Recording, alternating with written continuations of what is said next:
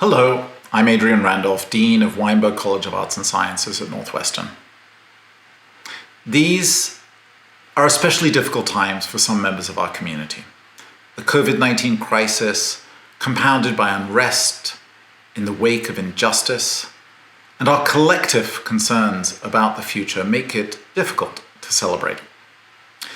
Indeed, no celebration can be really complete unless we acknowledge, I think, the realities of this moment. So I wish to acknowledge those who are suffering on account of racism, the scourge of our society, of individuals and groups. I wish to acknowledge that some of us are feeling the impact of the COVID-19 crisis so deeply. And I also want to thank those of you in the front lines who are really helping us try to heal body and soul. Now, my hope is that by facing these difficulties directly, we can build a foundation for optimism, and it's a necessary optimism. I think we all need to know that things are going to get better. And sometimes better is going to mean different. And in this case, it means a virtual celebration. Now, I wish we could have a celebration in person with all of the colorful academic robes, and I'm wearing mine in my home, hoping that it contributes to the celebratory atmosphere. I miss the brass band, the handshakes, the pomp and the circumstance, but I hope that this mediated gathering too has its pleasures.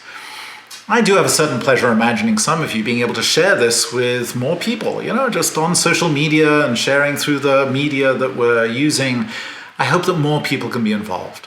I also hope it's more comfortable for some. Sometimes we have to contend with thunderstorms and rain and heat, and for some in our community that's really deeply, deeply uncomfortable. So I hope that it's a more comfortable celebration. And finally, I hope, graduates, that you get to express yourself perhaps a little bit more patently than is normally the case. Graduation, at least if mine is anything to go by, goes by so quickly. You're trying to move out, you're trying to start a new life, you want to see all your friends, you want to walk around campus, etc. And sometimes things go unsaid. Now we have the opportunity. So I hope you take a moment to think how you can express your gratitude to your families, to your friends, to your fellow classmates, to your faculty mentors and to staff members who helped you in the last years. I really hope you reach out to them and tell them, what you're thinking. And please take this virtual convocation as an opportunity to find ways to celebrate that aren't the same as what we all imagined, but nonetheless are great. So certainly one of the great things about this particular graduation for me has been getting to know Adrian more, our guest speaker for convocation. Adrian, a proud graduate of the class of 2003, is a talented actor whose work entertains us, but also sustains us. And I really urge you to watch her video right after this. Now, I chose to invite Adrian really because I love her name. I don't know what it is, Adrian. It just has this resonance and beauty to it. So that was really the main issue. But beyond that, we wanted to find a way to find someone who could represent the achievements of recent female graduates. As many of you know, Northwestern is celebrating this year the 150th anniversary of the formal admission of women to the university. And that's great. It's been difficult to focus on that amidst all the other things, but I didn't want to let it go. I didn't want to let this celebration go and forget it because it's so important to me personally.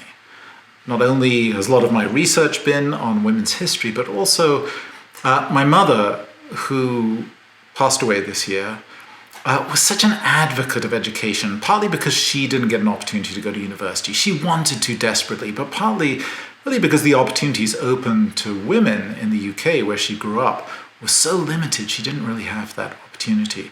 So on the one hand, I just wanted to remember her, but also I wanted to sort of just remind us how difficult it's been through the long arc of human history for women to have access to education. And it's still a problem today in many parts of the world. But we ought to be proud of Northwestern's history in relative to many other institutions of higher learning admitting women so early. So I'm very proud of that. But let's also not just celebrate the great female protagonists in that history, but also sustain women in the present and also invest in women in the future. And we're going to take steps in action to do that. So, by way of finding a way to help you launch off into the world from Northwestern, I want you to reflect on a saying attributed to Pope John Paul II that states, "Tell me what you love, and I will tell you who you are." I like that. Tell me what you love, and I'll tell you who you are. Graduation, in some ways, is the culmination of a multi-year project that students undertake to find out who they are. And I don't mean that in some pop psychology sense of finding out who you are, but rather that in the context of the arts and sciences, going through so many different fields and different realms of knowledge, in a culture that itself is rich and diverse, and in the context of research at the highest levels, where everyone's striving to find themselves in relationship to the world of ideas. We as faculty, but also staff and students, are all trying to relate to societal information, cultural information, and scientific information to find out something about where we are as humans, who we are as humans. And it's almost a joke now to say that education is about finding your passion, but it is, I think, trying to find an answer to that question: what is it you love? So as you reflect on your years at Northwestern, I'd like you to just think through, graduates, and think about who you are in relation to what and whom you love. The most important thing in the world. And in this mediated graduation, reach out to others and explain to them your thinking. Why do you love that particular field of thought, or that action, or that thing, or that person? And express your deeply held beliefs in a way to better understand who you are. At this time of crisis, I couldn't think of a better way for you to celebrate your path to graduation and to step out into a world that admittedly is uncertain and risky, with some confidence in your achievements and your potential. I know it's daunting. I know it looks tough, but the world needs you now. You see that every day. We need our writers and our artists. We need our researchers and our clinicians, our analysts and our entrepreneurs. We need you today more than ever to help us all. So thank you. I hope you enjoy your celebration today, and I hope you're well.